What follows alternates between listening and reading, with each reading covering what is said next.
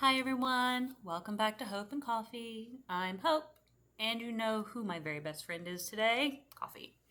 Uh, Actually, it's probably Argos who's on my bed in there, but that's okay. He's not in here right now. Coffee is. But we will go from here. Today, we are talking about an article that I ran across on Psychology Today. And it is actually about, I think it's from a guy referred to as the angry therapist. And again, I'm going to try to link it down below. I'm going to start trying to link some of these articles that I've talked to you guys about so y'all are able to kind of read them yourselves. Hopefully these links still work whenever you get around to watching these videos. So we'll cross fingers. But anyway, the article is about breaking free from people pleasing. And I don't know if you've recognized thus far, but I am a person who kind of has a problem sometimes with people pleasing. Um, I it is something I am working on, and I get it. I know this about myself, and I'm working on it. I promise. But so this particular person, it talks about, and I didn't write a ton of stuff down about it because I wanted to talk about these 7 points that he brings up kind of organically. So when he talked about these 7 points, I didn't write down anything from his topics other than just the topics themselves because I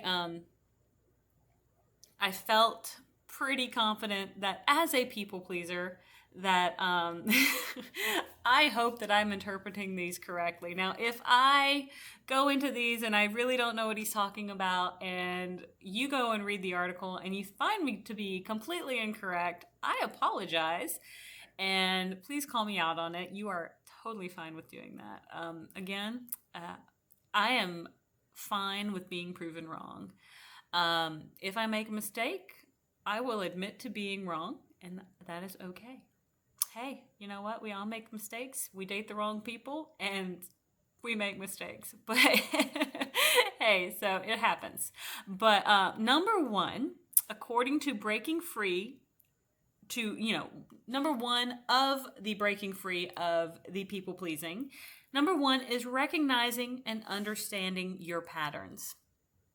For me, I believe that my pattern is often self sacrifice. I will often figure out, because I'm a very empathetic person, so I will very easily be able to read a person to find out kind of what they're looking for, what they need, and figure out ways to kind of cater to them so they feel comfortable in a situation, whether it's what I actually want to do or not.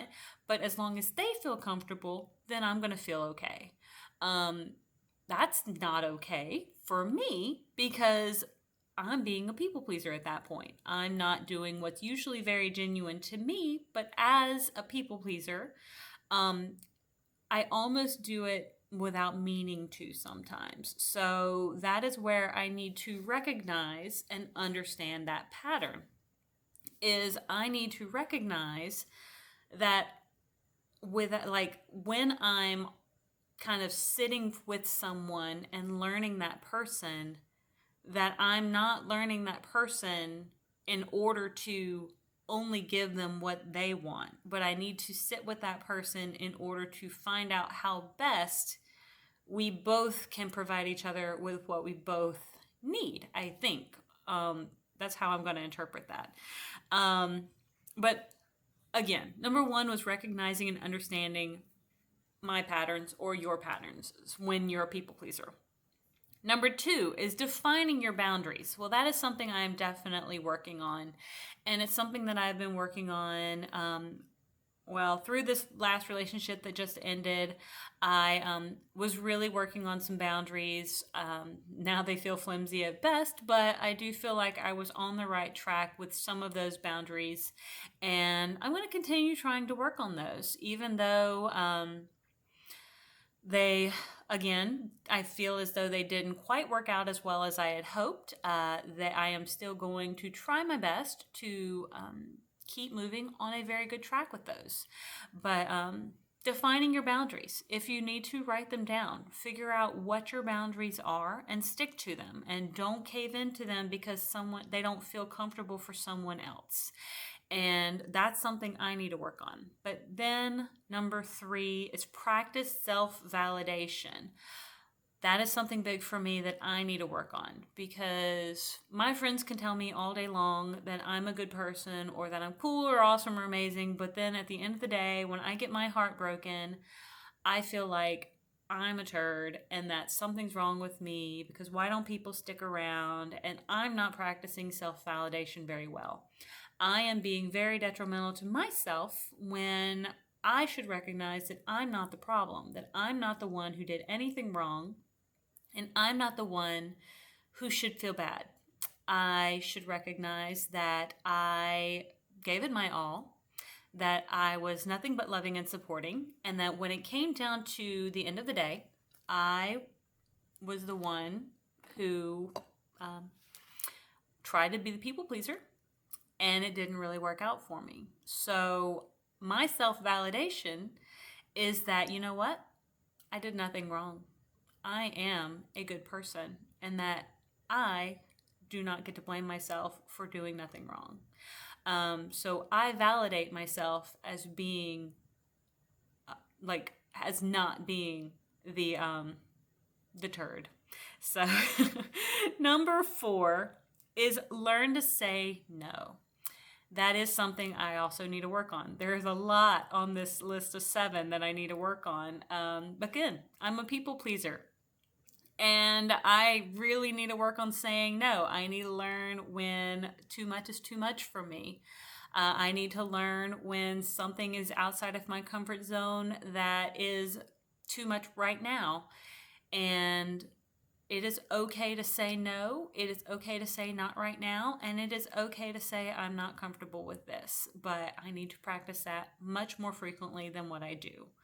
Number 5, cultivate a self-care practice. Well, that is something I think I'm actually pretty good at. I try to take care of myself as best as possible. Now, probably when I'm not in the best headspace, I don't do it as best as I can, but I really do try to take care of myself mentally, physically, emotionally. I try to address those avenues of wellness, and I try my very best to just overall take care of myself. I am my first priority. Argos is a priority for me, and right now those are my number 1 and 2 priorities. So everything else can come after that.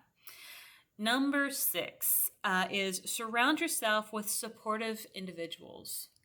I have a few friends that I know I can count on, that I can reach out to and text message right away, and they're going to probably respond. If they're not working or if they're not sleeping, then I know that they're going to be responsive, and they're probably going to give me some tough love, and they're probably going to be a little sassy, but that's what supportive friends are going to do.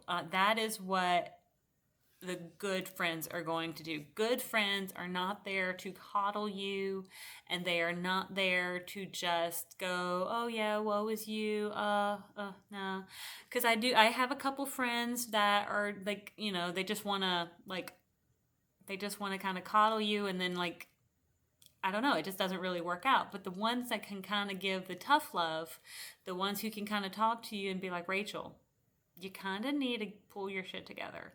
Those are the ones that are really the supportive friends. Those are the ones that are giving me what I need to pull myself together, to kind of break free of being that people pleaser, because they're the ones who remind me how awesome I am.